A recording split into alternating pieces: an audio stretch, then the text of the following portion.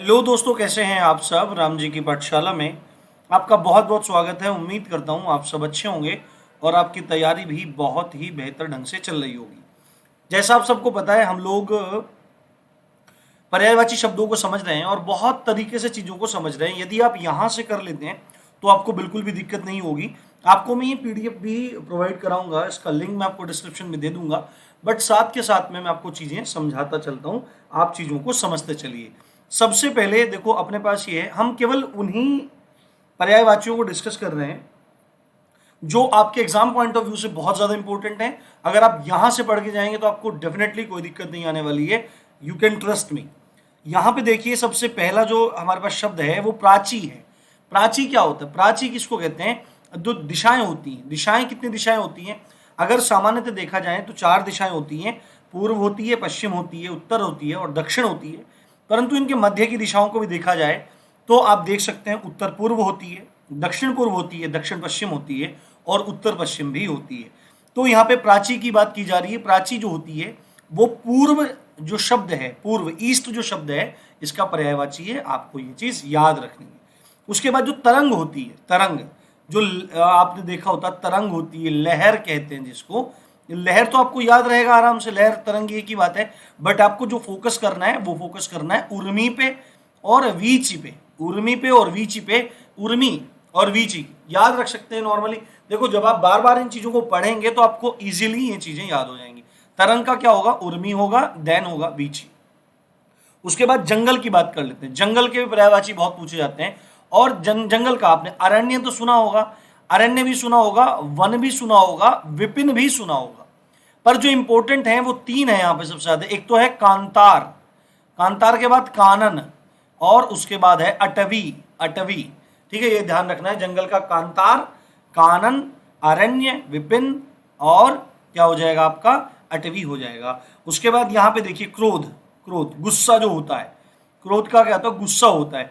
तो सबसे पहली बात तो, जब गुस्सा आता है तो क्या हो जाता है? रोष हो जाता है। रोष, आदमी का चेहरा लाल हो जाता है एकदम, तो रोष होता है। दूसरा क्या कहते हैं? कोप कहते हैं। कोप, देखो पहले जमाने में क्या होता था, जब मकान वगैरह बनाए जाते थे तो अभी हम लोग क्या बनाते हैं? बेडरूम बनाते हैं, किचन बनाते हैं और गेस्ट रूम बनाते हैं, डाइनिंग रूम बनाते हैं और अपने और भी लिविंग रूम्स बनाते हैं।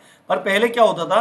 पहले के घरों में, पहले के जो पूरे निवास स्थान बनाए जाते थे उसमें सब चीज तो बनती थी, उसमें कोप भवन भी बनाया जाता था। क्या बनाते थे? कोप भवन। आपने देखा होगा रामायण में जो कैकई हैं वो कोप भवन में चली गई। मतलब जब किसी को गुस्सा आता था तो कोप भवन में चला जाता था और पता लग जाता था, ओ भैया गुस्सा है देवी जी, जाओ चलो उसको मनाओ। तो आपके साथ भी ये चीजें होने वाली हैं, आप इन चीजों के लिए तैयार रहो। तो आपके घर में कोप भवन तो नहीं है, पर जब देवी जी नाराज हो जाएंगी तो कोप भवन ही बन जाएगा घर। उसके बाद अमर्ष भी होता है। अमर्ष भी क्रोध को ही कहते हैं। अमर्ष, अमर्ष है, रोष है और कोप है। उसके बाद चंद्रमा की बारी आती है। चंद्रमा का आपने सुना होगा, एक गाना है बड़ा सुंदर है, बहुत पुरानी मूवी है। मैंने वो मूवी देखी नहीं है, बट वो आसपास बहुत ज्यादा बजता रहता है। गाना इस तरह से है, आधा है चंद्रमा रात आधी, आधा है चंद्रमा रात आधी, रह न जाए तेरी मेरी बात आधी, मुलाकात आधी। अब इससे मुझे आप बहुत ज्यादा रोमांटिक मत समझने लग जाना, बट मैं बस आपका जिससे मनोरंजन भी रहे और क्लास भी आपकी अच्छी बनती रहे। तो आधा है चंद्रमा, इस चीज को छोड़ के अभी आधा है एग्जाम, आधा है जीवन, अधूरा है जीवन। इसको पूरा करने के लिए अपने लोगों को पढ़ना है। चंद्रमा है, चंद्रमा का है नाम निशा नाथ। नाथ कहते हैं मालिक को, मतलब कि जो सर्वेश्वर होता है।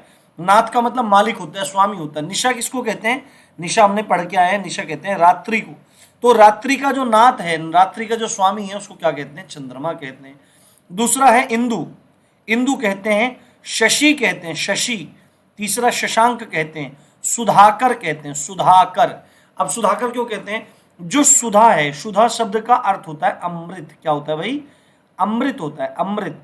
तो चंद्रमा की जो किरणें होती हैं, माना जाता है कि वह अमृत तुल्य होती हैं। तो सुधाकर जो हमको अमृत प्रदान करते हैं, उनको सुधाकर कहा जा रहा है, चंद्रमा कहा जा रहा है। उसके बाद एकापति भी बोला जा रहा है, एकापति। हिमांशु भी बोला जा रहा है, हिमांशु। और निशिपति। देखो, निशा और निशी एक ही शब्द है, रात्रि के लिए प्रयोग होते हैं। और पति का मतलब या नाथ का मतलब स्वामी से होता है। साथ में एक वर्ड और भी है, आपको पता होगा, एक शब्द है राकेश। मैंने आपको बताया था रात्रि को राका भी कहते हैं, जो पूर्णिमा की रात्रि होती है उसको राका कहा जाता है। और उसके जो ईश हैं, राका जमा ईश, राकेश चंद्रमा होते हैं। उसके बाद सिंह की बात कर लेते हैं। लोग बोलते हैं सिंह सिंह बोलते हैं, ये सिंह है, सिंह सिंह। सिंह का जो नाम है, जो बहुत, ये सब नाम आपको अजीब लग रहे होंगे, पर जो पहला नाम है वो है पंचानन। अब पंचानन का अर्थ निकलेगा पंच है आनंद जिसके, पर ऐसा तो नहीं निकलेगा, ऐसे यहाँ पे बहुब्रीहि समास वाली बात नहीं आ रही है। तो आपको याद रख लेना है पंचानन किसको कहते हैं, सिंह को कहते हैं। केहरि और हरि, केहरि और हरि दोनों सिंह के पर्यायवाची हैं। हरि पर्यायवाची भगवान नारायण का भी है, ये भी आपको ध्यान रखना है। उसके बाद नाहर, नाहर भी कहते हैं, और शार्दूल भी कहा जाता है सिंह को, ये आपको ध्यान रखना है। उसके बाद स्वर्ण आ जाता है, स्वर्ण, स्वर्ण कहते हैं सोने को, गोल्ड को, ये तो आपको याद होगा। सोना कहते हैं, कंचन कहते हैं, कंचन, कंचन क्या कहा जाता है, कंचन, कंचन कहा जाता है, कंचन। हिरण्य कहा जाता है, हिरण्य। आपने अगर किसी ने देखा होगा, आपने स्तोत्र वगैरह देखेंगे तो आपको जो श्री सूक्त मिलेगा, श्री सूक्त की शुरुआत ही यहीं से होती है। ओम हिरण्य वर्णाम हरणिम स्वर्ण रजत स्त्रजाम चंद्राम हिरण्यमिम लक्ष्म जात वेदो महावह। आपको ये सब चीज़ें थोड़ा देखना चाहिए, और ये नॉलेजेबल चीज़ें हैं ना, ठीक है। इसमें कोई अलग से आप इसको अन्यथा ना माने, केवल ज्ञान वर्धन के लिए आपके बताई जा रही है। हिरण्य कहते हैं सोने को।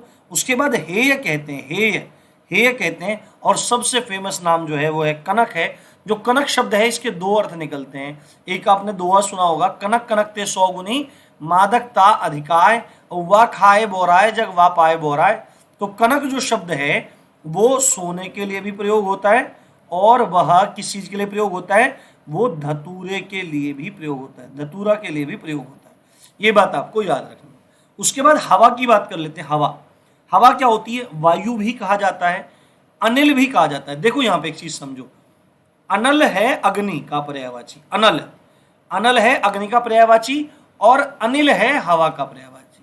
अब इसमें आप कंफ्यूज मत होइएगा, अनल अग्नि का पर्यायवाची है, अनिल है वायु का पर्यायवाची। उसके बाद आपको समीर सुना होगा आपने, समीर है ना, समीर चल रही है, हवा चल रही है। पवन का नाम सुना होगा आपने, पवन का, पवन आपने देखा होगा हनुमान जी को क्या कहा जाता है, पवन पुत्र कहा जाता है। तो पवन पुत्र है ना, पवन, पवन का मतलब है जो पवन के देवता हैं उनके पुत्र कहे जाते हैं। उसके बाद समीरण कहा जाता है, समीर और समीरण आप याद रख सकते हैं एक साथ में। उसके बाद जो नाम है जबरदस्त वाले वो ये हैं प्रभंजन और बयार। आपने देखा होगा त्रिविध बयार चल रही है, कैसी बयार चल रही है, त्रिविध बयार। त्रिविध बयार बहुत सुंदर मानी जाती है, यानी कि 3 तरह की हवा चल रही है। सुगंधित, शीतल यानी कि सुगंधित होनी चाहिए, ठंडी होनी चाहिए, और मंद मंद होनी चाहिए, उसको त्रिविध बयार कहा जाता है। ये बसंत के मौसम में चलती है, इसको आपको ध्यान रखना चाहिए। उसके बाद यहाँ पे देखो, यहीं पे आ गया, ये देखो हवा और अग्नि के पर्यायवाची एक साथ ही आ गए। अग्नि है, जो अग्नि का पावक होता है, आग होता है, दहन होता है, और कृषाणु होता है। क्या होता है भैया, कृषाणु होता है। और देखो यहाँ पे हवा का है अनिल, और अग्नि का है अनल। क्या है, अनल, ठीक है, बहुत बढ़िया। उसके बाद शशक की बात कर लेते हैं। किसकी, शशक की हम लोग बात कर लेते हैं। शशक, शशक बोलते हैं खरगोश को, शशक बोलते हैं खरगोश को। जो छोटा बच्चा होता है खरगोश का, उसको शशा भी कह देते हैं किसी किसी जगह, ये बात आपको याद रखनी है। उसके बाद कमल को तो हमने लास्ट टाइम देख ही लिया था, इसमें रिपीट हो रहा है, बट फटाक से बता देते हैं। कमल, मैंने बताया था जल के पर्यायवाचियों में अगर ज लगा देंगे तो क्या हो जाएगा, तो क्या हो जाएगा भैया, ज का, ज जो शब्द निकलता है वो जन्म से निकलता है, मतलब ज का अर्थ होता है जन्म से। तो कमल इंदिवर कहलाता है, पारिजात कहलाता है, नलिन कहलाता है, शतदल, शतदल भी कहलाता है, अब्ज भी कहलाता है, और शतपत्र भी कहा जाता है। ये नाम आपको याद रखने। गुस्से का दोबारा रिपीट हो गया यहाँ पे, अब मैं थोड़ा देखूंगा, इसको सही करा दूंगा। तो गुस्से का देखो, ये सब हो ही गया।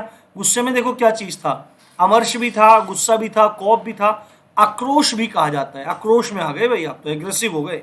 और तैश में, ज्यादा तैश में आ रहा है, अभी निकालूं तेरी तैश, ऐसे बोलते हैं ना, तो गुस्सा होता है। उसके बाद मोर, जो मोर होता है, पिकॉक होता है, भारत का राष्ट्रीय पक्षी है, उसकी बात आती है। मयूर आपने सुना होगा। उसके बाद केकी, ये इंपॉर्टेंट है, ये आपको याद रखना है, घूम जाएगा माथा अगर एग्जाम में आ जाएगा। केकी क्या कहा जाए, केकी, की। एक मूवी आई थी पता नहीं क्या था उसका नाम, काकी या कीका, ऐसा कुछ आया था, पता नहीं समझ में, पता नहीं बॉलीवुड क्या बनाता रहता है। उसके बाद सारंग भी कहा जाता है, सारंग, ये सारस नहीं है, सारंग है। उसके बाद नीलकंठ, यानी कि नीलकंठ किसका है? अब वैसे तो नीलकंठ तो भगवान शंकर की बात की जा रही है, पर नीलकंठ मोर का भी पर्यायवाची है। उसके बाद कलाजी, उसके बाद यहाँ पे आप देखिए कलाजी, कलाजी नाम रखा जाता है। और शिवसुत वाहन, ये एक साथ है यहाँ पे, शिवसुत वाहन, इसको हटा दीजिए यहाँ से, ये यहाँ पे कुछ नहीं है, एक साथ है पूरा, शिवसुत वाहन। अब जो भगवान शंकर हैं उनके दो पुत्र हैं, पहले पुत्र हैं कार्तिकेय, कार्तिकेय जिनको षणमुख भी कहा जाता है, 6 मुख वाले। कार्तिकेय देव सेनापति कहलाते हैं, पहले पुत्र हैं, और दूसरे पुत्र हैं गणेश, गणेश हैं। तो कार्तिकेय जी क्या हुए? शिव सुत हुए, शिव जी के सुत हुए, तो उनका वाहन है मयूर, मोर है। और ठीक है, उसके बाद जो अगला नाम है, वो अगला नाम है भैया, वो अगला नाम है शिखी। शिखी यानी कि सिर पे आपने देखा होगा कलंगी सी होती है मोर के, इस टाइप से रहती है, आपने देखा होगा इस टाइप से मोर की कलंगी होती है, आप मोर देख लीजिए कलंगी मिल जाएगी। उसके बाद नाम आता है कृष्णा का, कृष्णा का नाम आता है। अब जो कृष्णा नाम था वो हमने 2 जगह देखा था। कृष्णा नाम हमने यमुना के पर्यायवाचियों में देखा, क्योंकि वो क्या है? पत्नी है भगवान कृष्ण की, ऐसा पुराणों में माना गया है, शास्त्रों में माना गया है। उसके बाद कृष्णा जो शब्द है वो द्रौपदी का भी पर्यायवाची है, जो पांडवों की पत्नी थी द्रौपदी, उनका था। उसके बाद द्रौपदी नाम क्यों पड़ा? क्योंकि जो राजा द्रुपद थे उनके नाम से द्रौपदी पड़ गया इनका नाम। और राजा द्रुपद की पुत्री होने के कारण, पुत्री को सुता भी कहते हैं, पुत्र को सुत कहते हैं और पुत्री को सुता भी कहते हैं, इसलिए द्रुपद सुता भी कहलाई। उसके बाद पांचाली भी कहलाई, पांचाली हुई, सैरंध्री हुई, सैरंध्री, और याज्ञसेनी भी यही कहलाई। द्रौपदी, द्रुपद सुता, याज्ञसेनी, पांचाली, सैरंध्री, ये नाम आपको याद रखने हैं द्रौपदी के। उसके बाद बात कर लेते हैं बैल की बात। अब लोग इसको बैल बैल कहते रहते हैं, ये बैल है, आई की मात्रा है, बैल। तो जो बैल है, बैल किसका होता है? बैल होता है गाय का जो बछड़ा होता है उसको बोलते हैं। तो वृषभ बोलते हैं, वृषभ, जिसको गांव हमारे क्षेत्र में तो उसको सांड भी कह देते हैं, और किसी की क्षेत्र में गोरा भी बोलते हैं, गोरा ऐसे करके बोल देते हैं। उसके बाद बलिवर्द, बलिवर्द कहते हैं, और गौ भी कहलाता है। क्या कहलाता है? गौ कहलाता है। उसके बाद सौंदर्य की बात कर लेते हैं। सौंदर्य, सौंदर्य, सौंदर्य क्या होता है? शोभा होती है, सुषमा कहलाते हैं, सुषमा, और सुंदरता को कहते हैं। तो ये चीजें आप याद रखिए। उम्मीद कर रहा हूं आपको सब चीजें समझ में आ रही है। अगर कोई कमी लग रही है, मजा नहीं आ रहा है किसी कारण से, तो आप मुझे कमेंट सेक्शन में बिल्कुल बताइए, मैं उन कमियों को दूर करने का प्रयास करूंगा। और इसी अच्छी बात के साथ आप देख रहे थे राम जी की पाठशाला, मैं हूं राम भारद्वाज। जय हिंद, जय भारत।